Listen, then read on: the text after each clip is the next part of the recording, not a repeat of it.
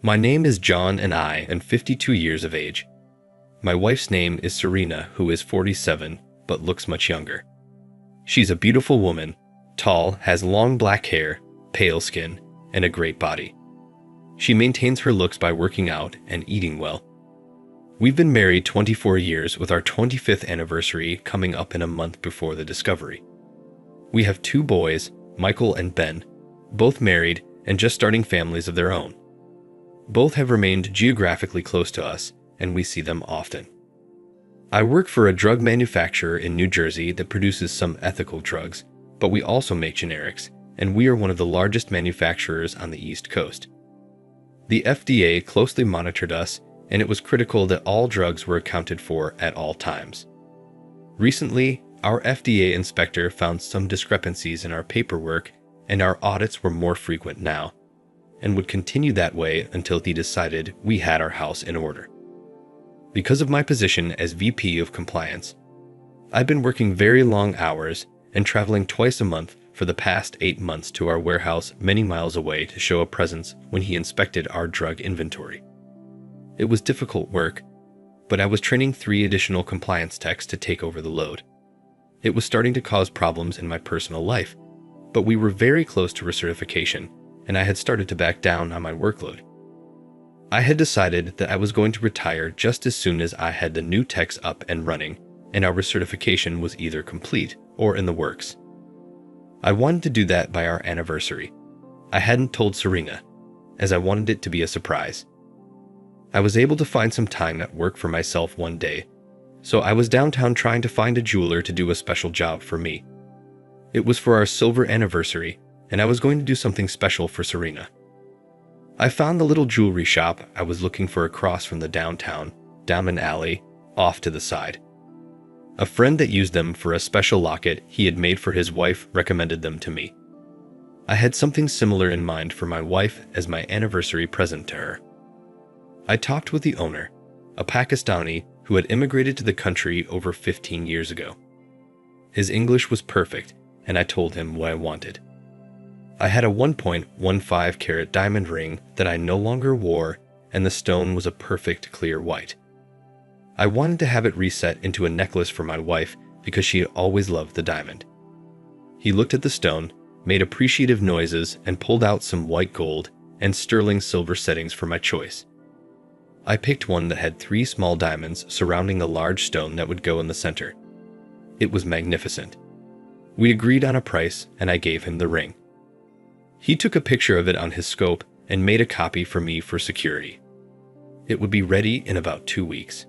Perfect. As I walked back out to the main street, I glanced over to my right and saw Serena coming out of the hotel lobby. Afraid that if she saw me, she would ask what I was doing, I ducked back into the alley and watched as she hailed a cab. I was surprised since I knew of no plans on her part to come downtown, and certainly no plans that involved the hotel. As I watched, I saw Bill exit the hotel and come up to her side. He said something to her and she laughed. She got into the cab and left as Bill walked away. Bill was my close friend. He and I had met when I first joined the company, and he was our realtor. We became friends, and he and his wife, Sally, were frequent visitors to our home.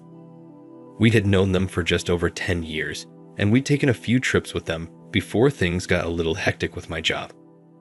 As the cab pulled away, I wondered about what I'd just seen, but decided that maybe she was planning something for me on our anniversary and Bill was helping her. While I had no idea of what they could be doing at the hotel, I decided to wait and see how it played out. I would raise some questions at home tonight and see what she said. Serena and I lived in a large 2-story colonial in a very nice part of town. I had done quite well in my job and had a comfortable salary. I had also inherited a large sum from my parents. With good advice from my investment counselor, it had grown to almost twice that amount. Serena and I had decided that we would not touch it until I decided to retire. I wanted to do that now, and the time looked right. Since our 2 children had graduated from college and moved on to their own lives, the house was way too big for us, but we loved it and continued to live there. I loved coming home to it and to her. She always had a drink ready and waiting, and we had a routine that included just talking about our day. I thought tonight might be very interesting. So, I walked into the kitchen from the garage and put down my briefcase. I shed my jacket and tie and put them on the hanger in the hall as I made my way into the room we called the library, even though it had few books. I found Serena waiting as usual. We greeted and she asked how my day went. I responded that it was very productive and I was able to take care of some things I wanted to get done, and that I finish all of my work for my upcoming trip to where the warehouse was located. She said she was at home all day and just did some cleaning and straightening up. I was immediately alerted to her comment about staying home all day. Why would she say that when she was downtown just about lunchtime? She was not very good at lying, so I decided to push it and see her reaction. I asked if she has seen Bill lately, that I needed to tell him something about a question he asked me on some drugs, and I thought he was coming by. She said she hasn't seen him since we went to their place, which was about a week ago. Now the lies were beginning to compound. At this rate, she was going to make a mistake if I pushed it, so I decided not to. I was far too concerned at what I began to suspect was happening. Serena and I had not made love for over 6 months. I tried to initiate it several times lately, and each time she had quietly turned me down with some excuse that meant she didn't want to have sex. The last time was Sunday evening, and she pleaded a headache that came up suddenly at bedtime. I hadn't discussed it with her for fear of making her angry. Now, I thought maybe there was another reason. So, I suggested we have Bill and Sally over for dinner that week Friday night, but she said she doesn't think she wants to have dinner that week. Maybe we can plan it for the following week. Now, she knew I had to go on my trip, and I hated to plan anything for one of those weeks, so I told her I have to travel next week and would rather do it this week.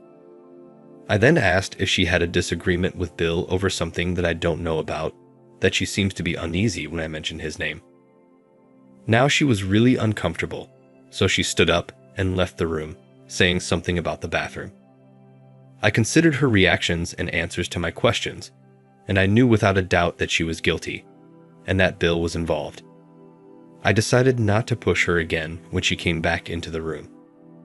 As she sat back down, I asked if she has thought about what she wants to do on our anniversary next month, and that I thought of having a party here at the house with our friends. Bill and Sally, Justin and Phyllis, and maybe the kids and their wives, and that we could have it catered so it would be no strain on us. She said she hasn't even thought of it yet, so she doesn't know, and asked if that's what I want to do. I told her that I think that might be a good idea and it might be fun, that we both haven't been having much fun lately, and I don't know why, does she? She asked what I meant, and what kind of fun, that I've been working so hard, and we don't have a lot of time to do much with my trip every other week or so. I then asked about our love life and said I haven't been too tired for that, but she's not been in the mood for the last 6 months, and I don't know what's going on, but she seems to have no interest in me anymore. She replied that she's not been feeling well, and I know that, and that it was me that wasn't in the mood. She was angry, and not because of my attack. She was angry because I was right, and she wasn't going to tell me why. I now almost knew for sure. I told her I was sorry, and I'll back off. I guess she have her reasons, even though I don't know what they are, and I'll make all of the plans for the anniversary dinner next month, and she can just relax and let me do the wording.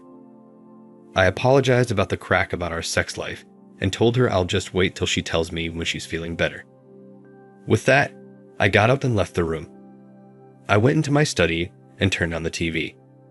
There was nothing on I wanted to watch, but I needed the time to decide what to do. I decided that my trip next week was the key. She and Bill would be too cautious to do anything while I was home, since she was now alert to my awakened suspicions. She certainly didn't think I knew anything, but she couldn't be 100% sure. The next day was Thursday, and I went into work and made a phone call to a friend of mine in the electronics industry. He and I had worked together on some projects, and I knew him well enough to confide in him. I told him what I needed, and he told me what to buy. I called the supply store he recommended and gave them the order. It was delivered to my office that afternoon.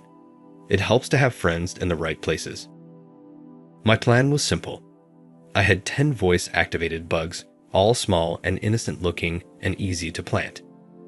I also had 2 receivers, one single channel, battery operated that had a range of up to a mile, and one with a range of just fewer than 300 feet. The short range one would go into the house to monitor all of the bugs but one in each room. The other bug would go into her purse, and the receiver would be in her car. That way, if she went anywhere in her car, the bug would pick up her conversations in the car and anywhere she carried her purse, and the receiver in the trunk would record up to 5 hours at up to a mile away. I placed all of the bugs that evening while she went to the store and set the recorder up in the workshop in the basement. I turned on the radio in the spare bedroom and went down to the workshop to listen. Perfect. I thought that I would have to wait until she went to bed to plant the one in her car and her purse. Fortunately, she fell asleep early on the couch in the living room. So I glued the bug in her purse right then and there and took the recorder to her car. I set it up in the trunk and again did a test. All worked perfectly. Now I was ready. Friday went by at a snail's pace. I wanted so desperately to listen to what was happening in the house, but knew I would have to wait until after dinner to check. I was divided about what I expected to hear. On one hand, I wanted nothing to be on the tape. I wanted my world to remain just as it was, dull, boring, but safe, and with a wife who was still true to me and our marriage. On the other hand, I expected to find that was not the case and that she was cheating on me. That got me to thinking, why would she cheat? Why had she suddenly stopped our love life? What was the problem, and why wouldn't she come to me to see if we could solve our problems? We had been married 25 years, and as far as I knew, the first 24 had been wonderful years for both of us. We were very much in love, and we had a great life. What had changed? Maybe nothing had changed, and I had simply been unaware of her actions. I thought about it all afternoon, but found no answers. That night, our dinner conversation was non-existent, and we missed our "how was your day" conversation earlier. She was very moody and seemed to be in another world. I was keyed up and nervous about what I was going to find later. We passed the evening without any more than the mandatory exchanges. She finally said she was going to bed early and went up the stairs to our bedroom. I waited for about an hour and walked up the stairs to look in on her. Her breathing indicated sleep, and I went downstairs to the shop. I looked at the recorder and noted it had recorded something. I rewound it with a touch and pushed play. At first, I heard the sounds of the phone ringing. It was very clear, and I knew the recorder was working perfectly. I heard Serena answer. From then on, I only had her side of the conversation, but I could read between the lines. It went like this. "Hello. Why are you calling me now? What do you want? No. You know I won't meet you today or tomorrow. I won't do anything now until he goes out of town. Yes, same time and place. Goodbye." After that, there was nothing else except a call from one of our kids that she took later that morning. There were no further calls that afternoon, and she didn't leave the house, so I didn't need to check the car recorder. I didn't need to check anything else, period. I stayed away from her as much as possible that weekend. I was so angry deep in my soul that I knew I had to avoid her. I knew that she and Bill would meet again, and in spite of the pain. I needed to convince myself that I should confirm what I already knew and not stop them. I had enough to know for sure what they had done, but I needed more to convince a lawyer. I wanted to wait until after our anniversary party to tell her what I knew, and I had a plan that would make this anniversary very special.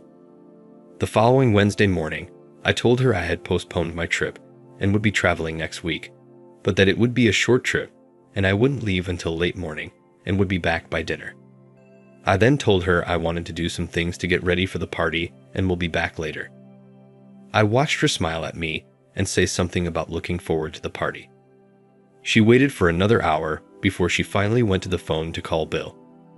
I didn't bother to listen since it was being recorded. I'm sure they made plans for a different time. The day went very well since I was in a great mood and I found myself singing.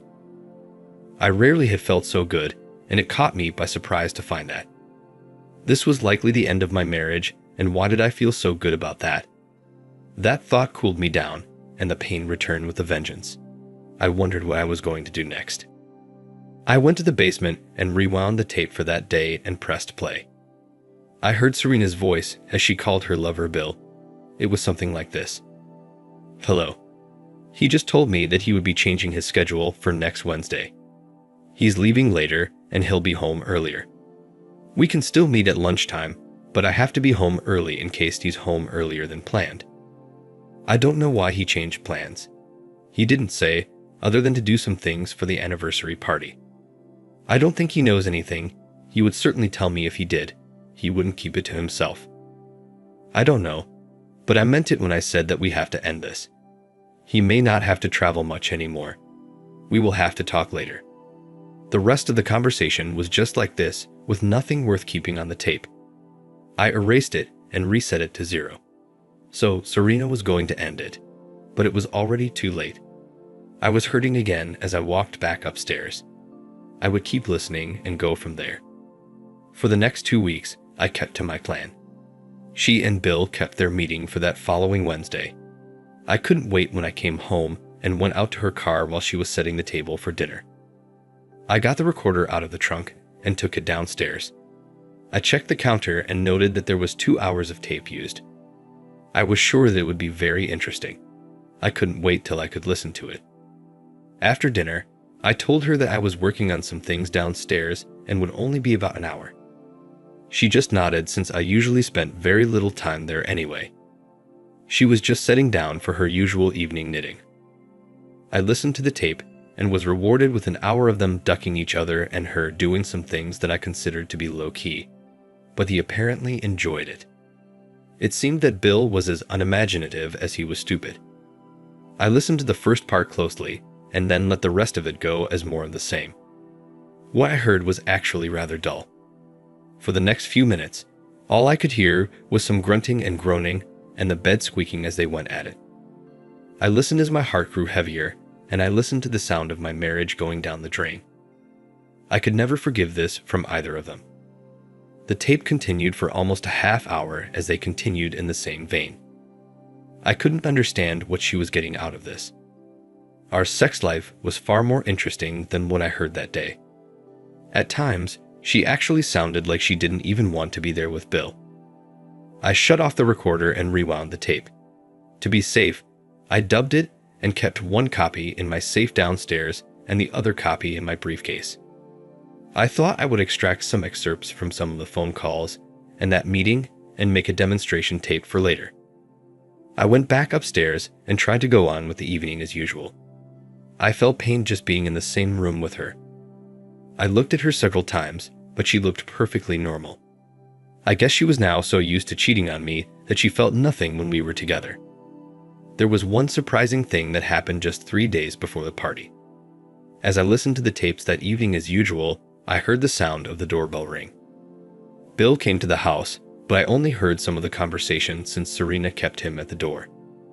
She was yelling at him and kept saying, "No, not here. Not in my home. Never. Anyway, I told you we were through." This continued for a few minutes, and I finally heard the sound of the door slamming and Serena storming back into the house, cursing out loud. Sounded like Bill was wanting more and more, and she didn't agree. During those weeks, I contacted my lawyer and made sure the divorce papers were ready. I maintained my silence to her. I spoke only when I had to and tried to avoid any time alone with her. She finally noticed my reticence and commented on it a week before the party. She said I haven't said much to her lately and asked if something was bothering me and if she did something wrong that made me mad at her.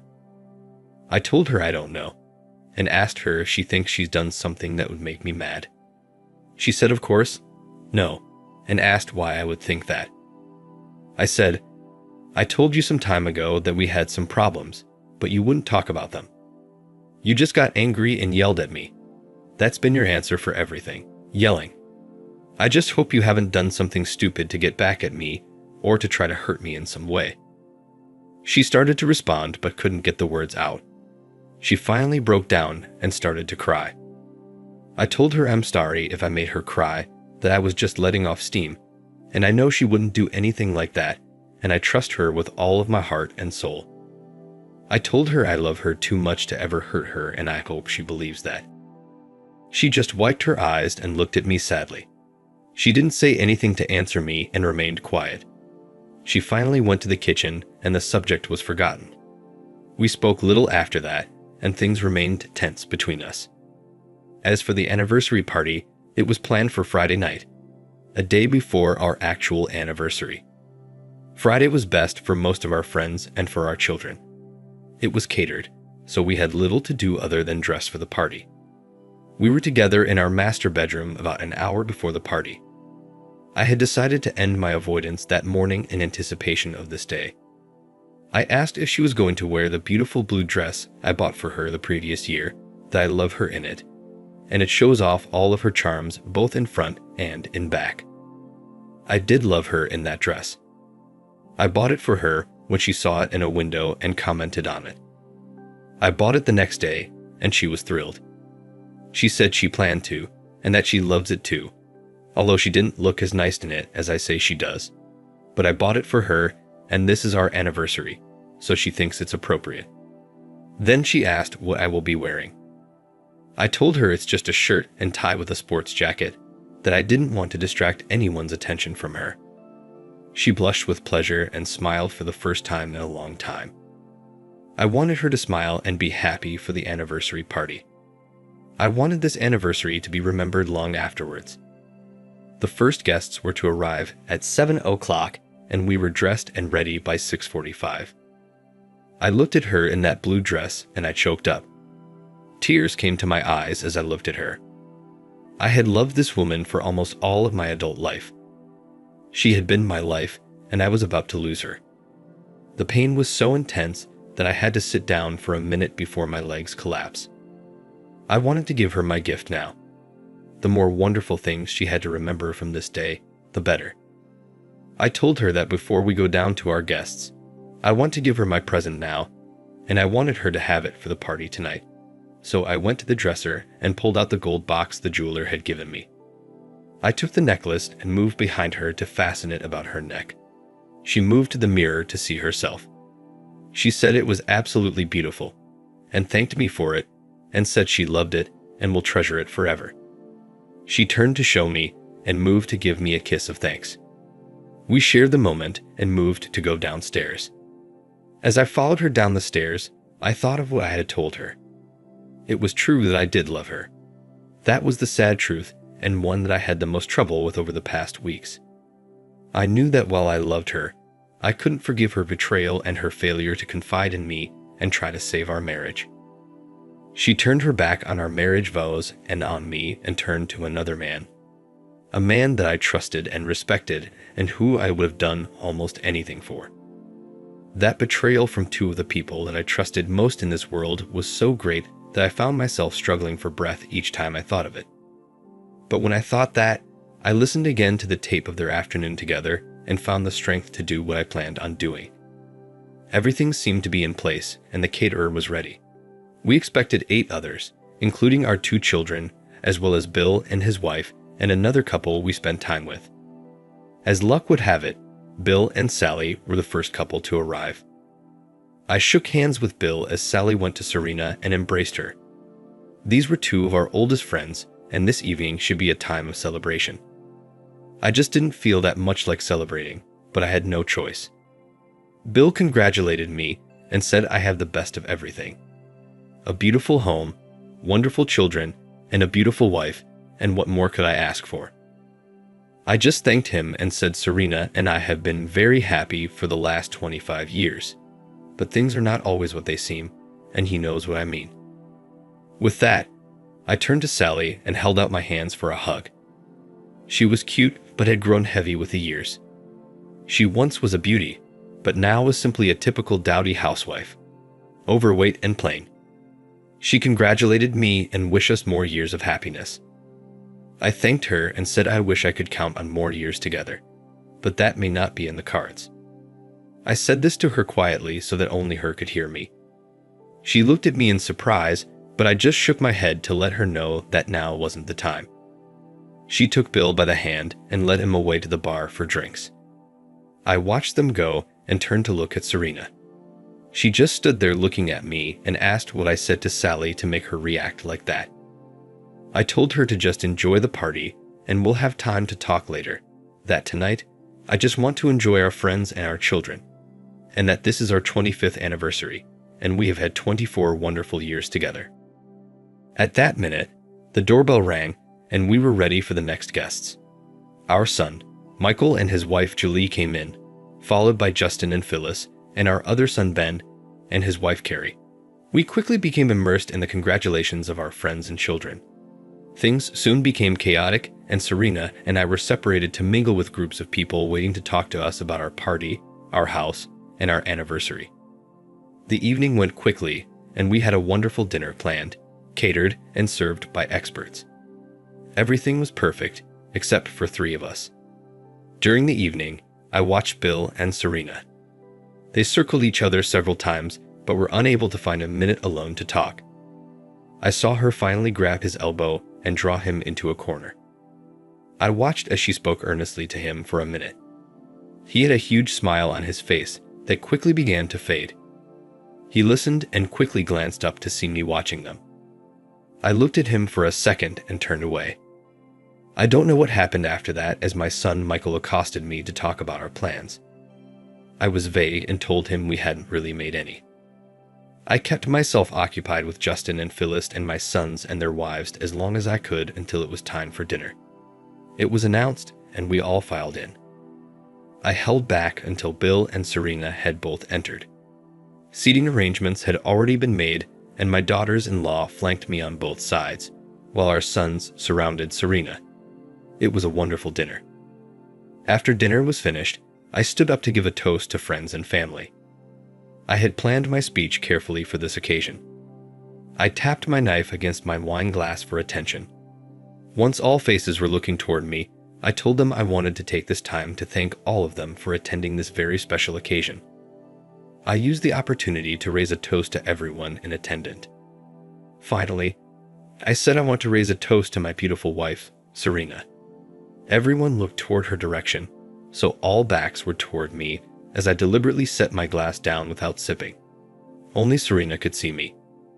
After the dinner was complete and people were sitting around in the family room talking with dessert, Bill came over to me. He looked concerned. He said he didn't know what's got me upset, but Sally and Serena have both asked him what's up with me. I told him nothing was bothering me, and I asked why does he and the ladies think something is wrong, and what have I done to make them think that.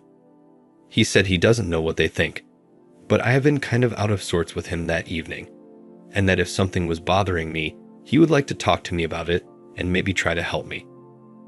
I just told him there is something that I could use his help and advice with, so if he and Sally are free tomorrow morning about 8:30, they should come over for some breakfast and we'll talk. I could use Sally's input as well. I know it's early, but it's really important, and I would really like his help. He said sure they can come, but I should give him a hint, and he can keep a secret if that's it. But I told him not to worry, that it was job related, but it is a surprise, and I would like to tell everyone at the same time. And I'm not even going to tell Serena tonight. He finally agreed, accepting that he was going to get nothing more out of me tonight. I clapped him on the back and moved away to speak with Ben. I watched Bill talk first to Sally and then to Serena. They seemed to think that I had a surprise concerning my job that I was keeping, and Serena seemed to relax considerably. The party was winding down and the guests were all preparing to leave. I circulated the room and spoke with everyone, saying good night and thanks. I was anxious for the evening to end, since it had been painful to me from the beginning. It represented a life that no longer existed. Bill and Sally were the first to leave, followed by Justin and Phyllis, and then Michael and Julie. My youngest son Ben and his wife Carrie were the last to leave, and they spoke with Serena and then left. Just before Bill and Sally left, Sally came over to me and said if I want to talk before tomorrow, I should please call her. And if there is a problem, she's willing to help. With this, she gave me a hug, while Bill looked on saying nothing. I thanked her and said I certainly will let her know if I need someone to talk to. I then told her I'll see them both tomorrow, and she nodded and left. Her simple statement of caring caused me more pain at that moment than anything Bill and Serena had done. The problem with all affairs is that innocent people are always the ones to feel the pain the most. I had made arrangements with the caterers to take away any perishables and come back about 10 the next morning to clean up. They were just finishing up when I walked into the kitchen. I looked around for Serena, but didn't see her. I asked after her and was told that she had said goodnight and gone upstairs. I waited a few more minutes till they left and then turned out the lights. I had a few things to do in the den, and then I went upstairs. I walked into our bedroom and saw Serena still dressed, sitting in one of the 2 chairs that comprised our sitting area. I walked over to the other chair and sank down heavily. I looked at her and felt nothing but pain. No anger, no desire for revenge, just deep crushing pain. With difficulty, I smiled at her and said that I thought the evening had gone well. She returned the smile, but I could see the concern on her face. She asked if she could ask me something that concerns the party, and I told her to go ahead, that she's always free to do so, and that a husband and wife shouldn't keep secrets from each other. She asked why I set my drink down when I made my toast to her at the party. I told her I don't know, and asked what she thinks. She said she really don't know, and I haven't said anything to her about doing something wrong.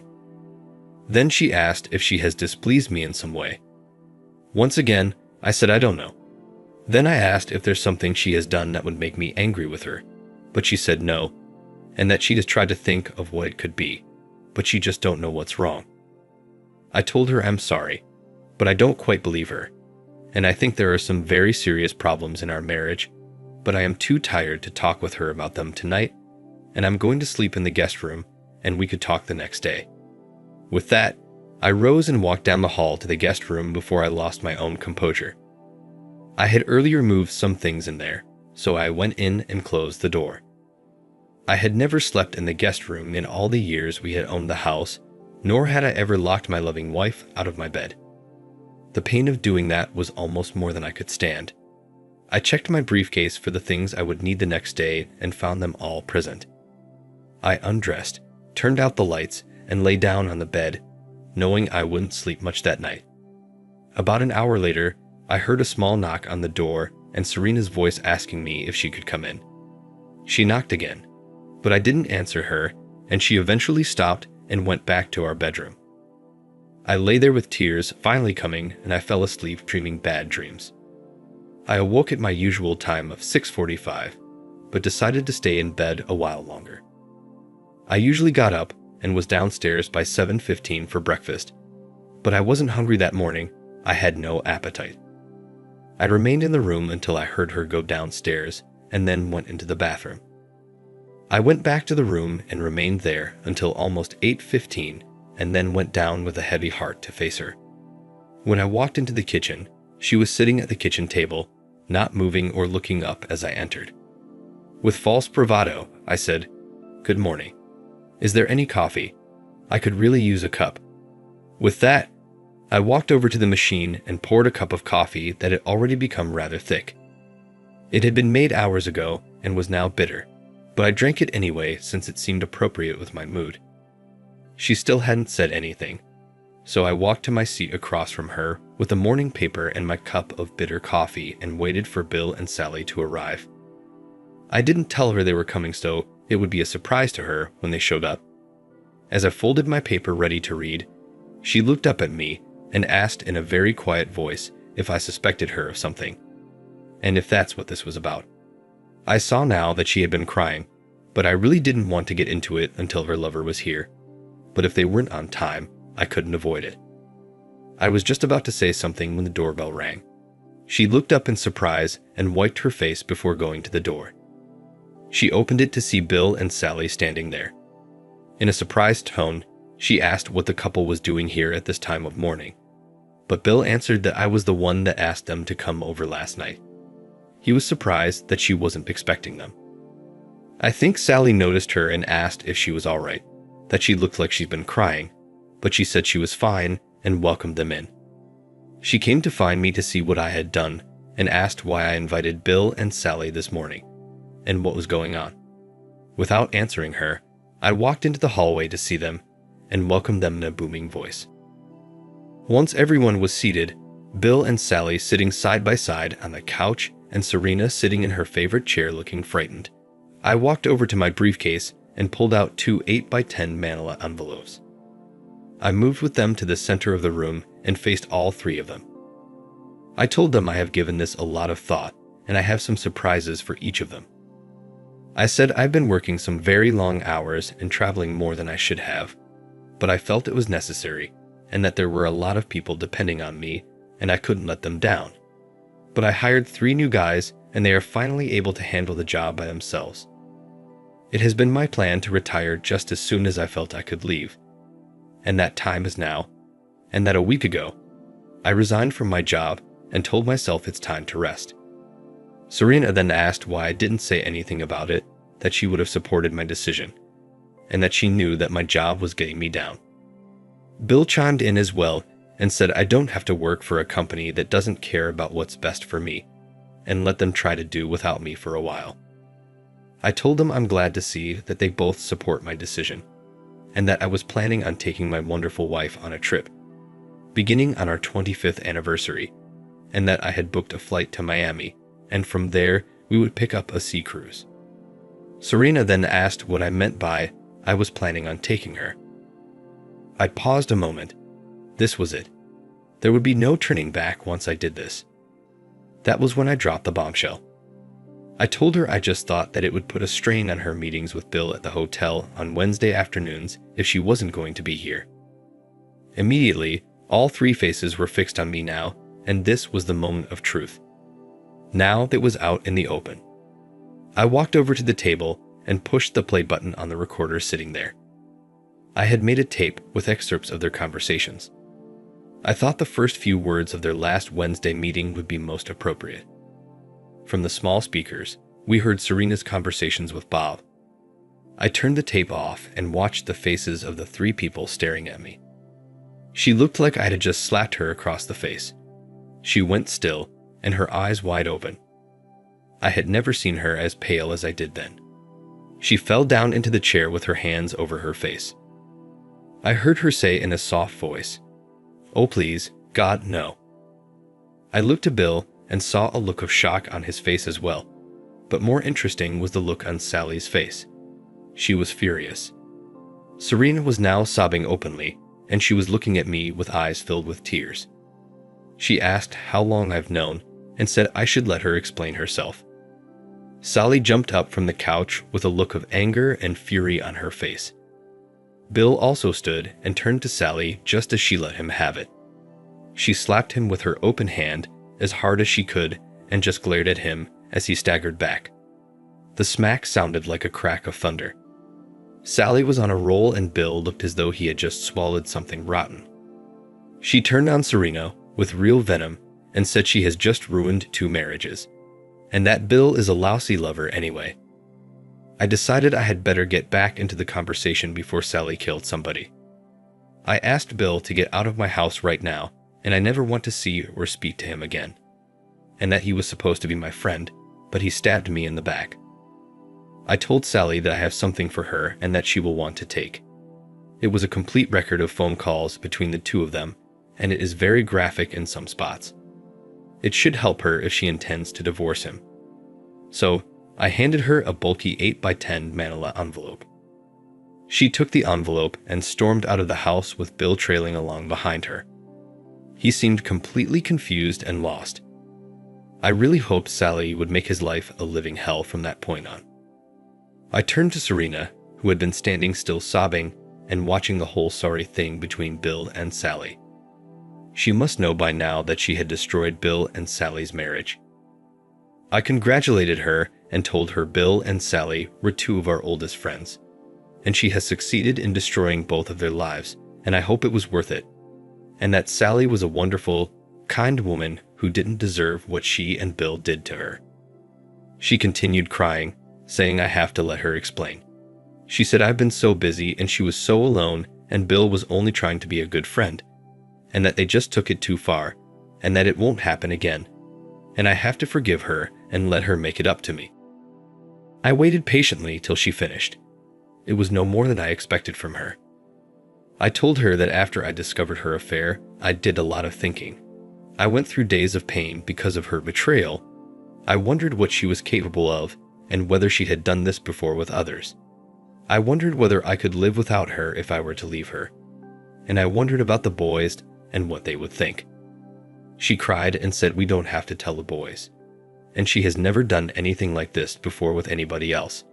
That she and Bill only met a few times and only the last 2 months or so. And I have to believe her when she says she loves me and wants to be with only me. She added that Bill was just there when I was gone, and he complimented her and the way she looked, and he was so friendly, and that she was so lonely and he was there for her.